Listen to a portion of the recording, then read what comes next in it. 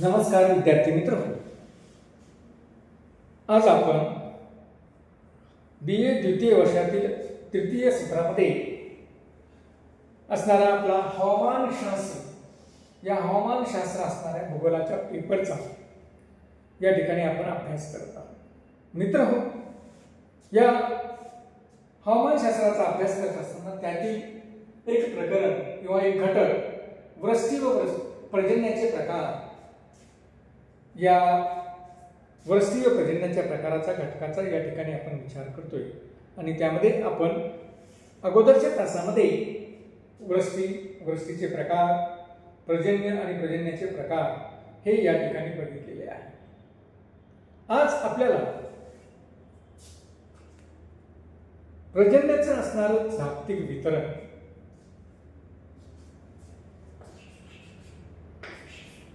पर्जन्याचे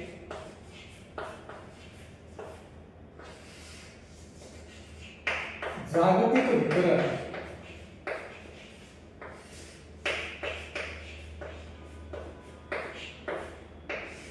हे या ठिकाणी बघायचे आहे। पर्जन्याचे जागतिक वितरण बघत असताना आपल्याला की एकंदर संपूर्ण पृथ्वीवर पर्जन्याचं वितरण कसं झालेलं आहे हे या ठिकाणी बघायचं आहे।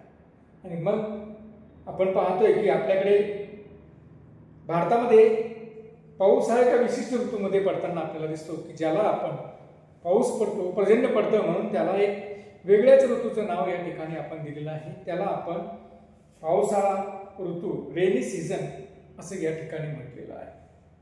पावसाळा किंवा रेनी सीझन असं या ठिकाणी म्हटलेलं आहे। भारतामध्ये हे वैशिष्ट्यपूर्ण स्थिती एका विशिष्ट कालावधीमध्ये आपल्याला पाऊस पडलेला दिसतो म्हणून आपण पावसाळा हा ऋतू या ठिकाणी म्हटला आहे। पण जगाच्या पाठीवर अशा प्रकारची परिस्थिती सर्वच ठिकाणी आढळत नाही। जगाच्या पाठीवर आपल्याला असं दिसेल की काही ठिकाणी दररोज पाऊस पडतो, तर काही ठिकाणी वर्षातनं एखाद्या दिवस पाऊस पडलेला आपल्याला दिसून येतो, पर्जन्य झालेलं आपल्याला दिसतं। म्हणजे काही ठिकाणी दररोज पाऊस पडतो, तर काही ठिकाणी जगाच्या पाठीवर वर्षातनं एखाद्या दिवशी किंवा वर्षभर पाऊसच पडत नाही, अशी ही पर्जन्यच होत नाही, अशी ही परिस्थिती या जगामध्ये आपल्याला दिसून येते, या पृथ्वीवर दिसून येते। आणि म्हणजेच या ठिकाणी मग हे जे काही पर्जन्याचं वितरण आहे हे जगामध्ये असमान स्वरूपाचं झालेलं आपल्याला दिसतं की जगामध्ये काही ठिकाणी पर्जन्य अधिक प्रमाणात पडतं, तर काही ठिकाणी कमी प्रमाणात पर्जन्य झालेलं आपल्याला दिसतं। भारताचा जर आपण विचार केला मित्र, तर भारतामध्ये देखील पर्जन्याचं जे काही वितरण आहे हे असमान स्वरूपामध्ये आहे। भारत हा एक द्विकल्पीय भाग आहे, खंडप्राय देश आहे आणि एवढ्या मोठ्या देशाचा जर आपण विचार केला जगाच्या दृष्टिकोनातून, तर इथं देखील भारतामध्ये देखील समान स्वरूपाचं वितरण झालेलं आपल्याला दिसून येतं। भारतामध्ये असा भाग आहे की जिथं जगातील सर्वात जास्त पर्जन्यवृष्टी होती। मौसिम राम असेल किंवा नवीन पद्धतीने मेघालयामध्ये असणारा एखादा भाग असेल की ज्या ठिकाणी जगातील सर्वात जास्त प्रमाणामध्ये किंवा सगळ्यात जास्त पर्जन्यवृष्टी, वार्षिक पर्जन्यवृष्टी या ठिकाणी झालेली आपल्याला दिसते। तर राजस्थान सारखा असा भारतामध्ये भाग आहे की जिथं जो काही पर्जन्य होतंय हे अगदी 25 मिलीमीटर, 15 मिलीमीटर अशा पद्धतीनं कमी पर्जन्य देखील झालेलं आपल्याला दिसून येतं। म्हणजे अतिशय कमी पर्जन्य देखील भारतामध्ये होतं आणि अतिशय जास्त पर्जन्य देखील असलेला भाग हा भारतामध्ये आपल्याला दिसून येतो। म्हणजेच ज्या पद्धतीनं भारतामध्ये पर्जन्याचं वितरण समान स्वरूपाचं आहे, तसंच जगामध्ये देखील वेगवेगळ्या भागामध्ये पर्जन्याचं वितरण हे भिन्न भिन्न स्वरूपामध्ये झालेलं आपल्याला दिसून येतं। जागतिक पर्जन्याचं वितरण बघत असताना आपण जे काही पर्जन्याचं वितरण बघतोय त्यामध्ये महत्वाचा भाग आपल्याला असा दिसतो की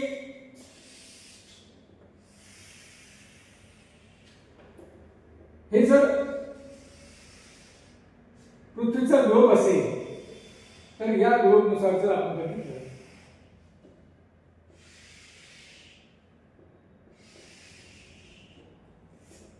तर हा आहे विषुववृत्त हे आहे विषुववृत्त आणि या विषुववृत्ताच्या भागापासून जसजसं आपण उत्तरेकडे किंवा जसजसं आपण दक्षिणेकडे जाऊया तसतसं एकंदर पर्जन्याचं प्रमाण हे कमी झालेलं आपल्याला दिसतं. म्हणून पर्जन्याचे वितरण बघत असताना आपण एक क्रमांकाला बघूया की विषुववृत्तीय प्रदेश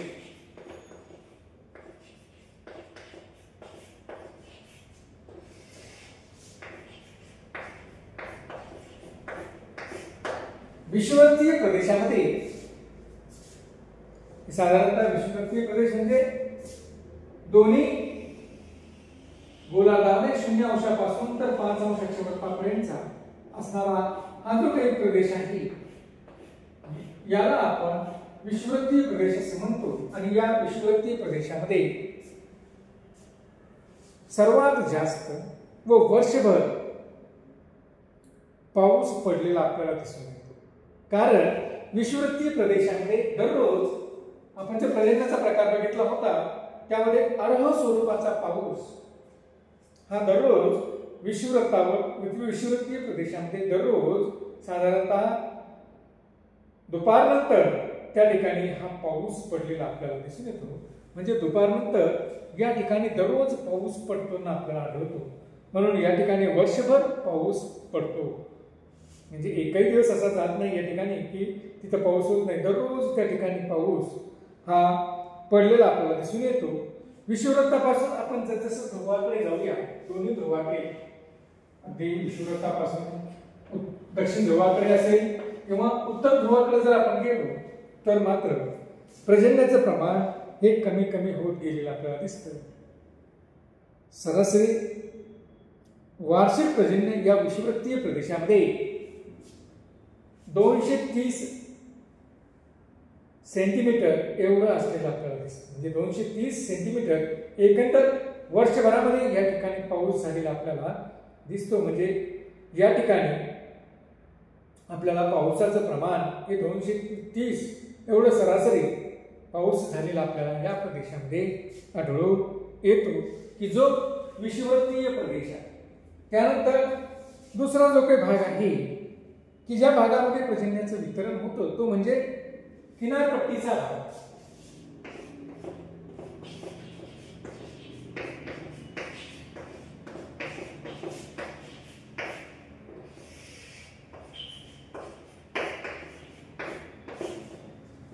किनारपट्टीचा जर प्रदेश असेल तर या किनारपट्टीच्या प्रदेशामध्ये खंडांतर्गत भागापेक्षा निश्चित अधिक प्रमाणामध्ये पाऊस पडतो. कारण पावसाला ही बाष्पयुक्त हवा लागते.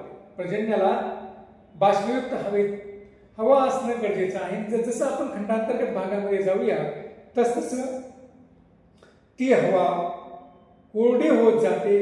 म्हणून खंडांतर्गत भागापेक्षा या किनारपट्टीच्या प्रदेशामध्ये समुद्र किनारपट्टीच्या प्रदेशामध्ये महासागराच्या किनारपट्टीच्या प्रदेशामध्ये आपल्याला पाऊस जास्त झालेला दिसून येतो. जसं आपण खंडांतर्गत भागामध्ये जाऊया तसतसं पावसाचं प्रमाण हे कमी झालेलं आपल्याला दिसून येतं. म्हणजे एकंदर जर आपण किनारवर्ती प्रदेशाचा जर विचार केला तर किनारवर्ती प्रदेशामध्ये ते महासागराच्या किनारपट्टी असेल किंवा समुद्र किनारपट्टीचा प्रदेश असेल त्या ठिकाणी पावसाचं प्रमाण हे आपल्याला जास्त असलेलं दिसतं.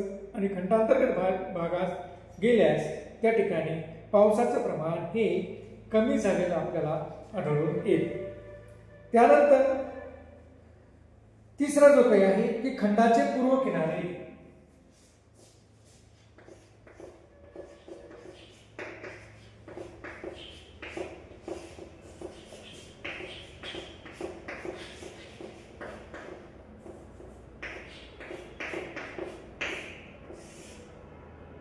खंडाचे पूर्व किनारे.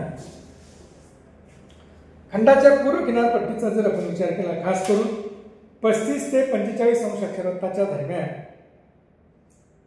व दक्षिण अक्षांशाच्या दरम्यान खास करून खंडाच्या पूर्व किनाऱ्यावर पाऊस हा कमी पडतो. कारण या ठिकाणी आपण जर बघितलं तर आपल्याला असं दिसतं की या ठिकाणी हा जो काही भाग आहे 35 ते 45 अंश अक्षांशाच्या दरम्यानचा, की या पूर्व किनाऱ्यावर जे काही वाऱ्यांचं वहन आहे, ग्रहीय वाऱ्यांचं वहन, निश्चित यांचा परिणाम या पूर्व किनारपट्टीवरच्या प्रदेशामध्ये होतो आणि त्यामुळं त्या ठिकाणी पाऊस कमी प्रमाणामध्ये झालेला आपल्याला दिसून येतो. तर जो चौथा भाग या ठिकाणी आपण जर बघितला की खंडाच्या पश्चिमी किनाऱ्याचा जर आपण विचार केला, खंडाचे पश्चिमी किनारे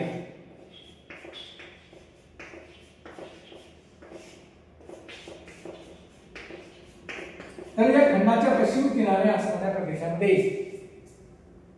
खास करून 45 ते 65 उत्तर व दक्षिण अक्षांशाच्या दरम्यान येणाऱ्या खंडाच्या पश्चिम भागामध्ये पावसाचे प्रमाण हे जास्त असते.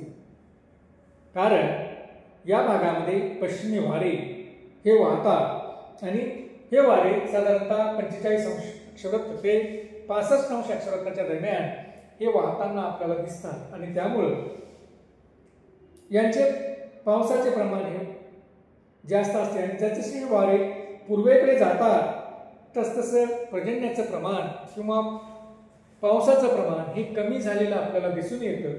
म्हणून आपण अगोदर लिहिले की या ठिकाणी पूर्व किनाऱ्यावरती भागामध्ये पर्जन्याचं प्रमाण हे कमी असतं किंवा कमी पाऊस पडतो. म्हणजे याच अर्थानं प्रामुख्यानं आपल्याला दिसतं की जसं आपण पश्चिमेकडून पूर्वेकडे जाऊया, पश्चिम किनारपट्टीच्या अनुषंगानं पूर्वेकडे गेल्यास आपल्याला पावसाचं प्रमाण हे कमी झालेलं आपल्याला दिसतं. पश्चिम किनारवर्ती प्रदेशामध्ये या वाऱ्यांच्या प्रभावामुळे अधिक प्रमाणामध्ये पाऊस पडलेला आपल्याला दिसतो. खास करून दोन्ही गोलार्धामध्ये 45 ते 65 अंश अक्षांशाच्या दरम्यान पश्चिमी किनाऱ्यावर अधिक पाऊस झालेला आपल्याला दिसून येतो. मात्र त्याच भागामध्ये पूर्व किनाऱ्यावर मात्र पावसाचं प्रमाण हे कमी झालेलं आपल्याला दिसून येतं. त्यानंतर पुढचा जो मुद्दा आहे आपला की पर्वतरांगा जर असतील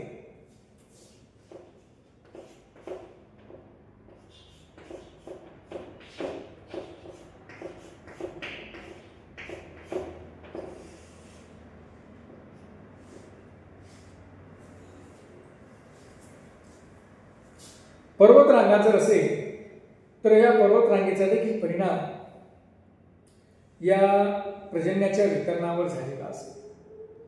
या पर्वतरांगा जर किनारवर्ती प्रदेशाला समांतर असतील, खास करून आपण पाहतोय की आपले सह्याद्री पर्वतरांगेवर मुळे या कोकण किनारपट्टीच्या प्रदेशामध्ये सर्वाधिक पाऊस झालेला आपल्याला दिसतो. म्हणजेच प्रामुख्याने या ठिकाणी आपल्याला दिसतं की जर पर्वतरांग ही जर त्या समुद्र किनारपट्टीला समांतर असेल तर समुद्र किनारपट्टीला समांतर असल्यामुळे जे काही समुद्रावरून येणारे जे काही वारे आहेत हे वारे या पर्वतीय प्रदेशांना किंवा पर्वतीय रांगा या त्या वाऱ्यांना अडवतात आणि अडवल्यामुळे समुद्रातील असणारे बाष्पयुक्त वारे त्या ठिकाणी अधिक प्रमाणामध्ये पाऊस देतात की ज्याला आपण प्रतिरोध स्वरूपाचा पाऊस असं म्हणतो, प्रतिरोध स्वरूपाचं पर्जन्य असं म्हणतो. म्हणजे अशा पद्धतीनं त्या ठिकाणी पाऊस पडलेला आपल्याला दिसतो.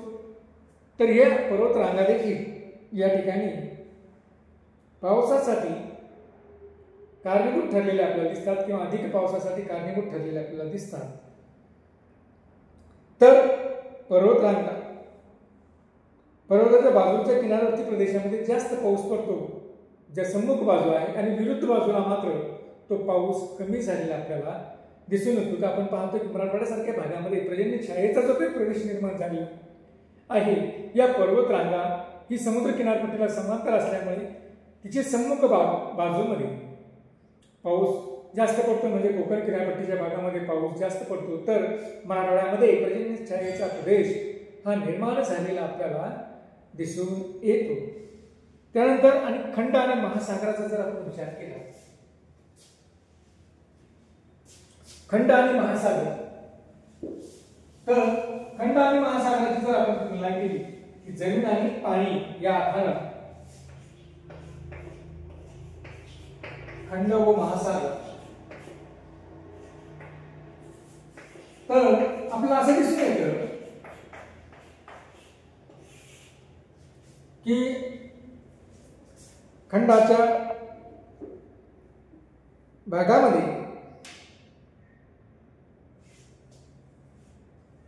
महासागराच्या भागात, खंडाच्या भागापेक्षा महासागरी भागामध्ये पावसाचं प्रमाण हे जास्त असतं. कारण पाण्याचं बाष्पीभवनच मुळामध्ये महासागराच्या पाण्याच्या अनुषंगानं होतं आणि म्हणून महासागरी भागामध्ये खंडीय भागापेक्षा जास्त पाऊस पडलेला आपल्याला दिसून येतो. त्यानंतर जो काही 7वा आपला मुद्दा आहे तो म्हणजे मोसमी वारे किंवा मोसमी प्रदेश.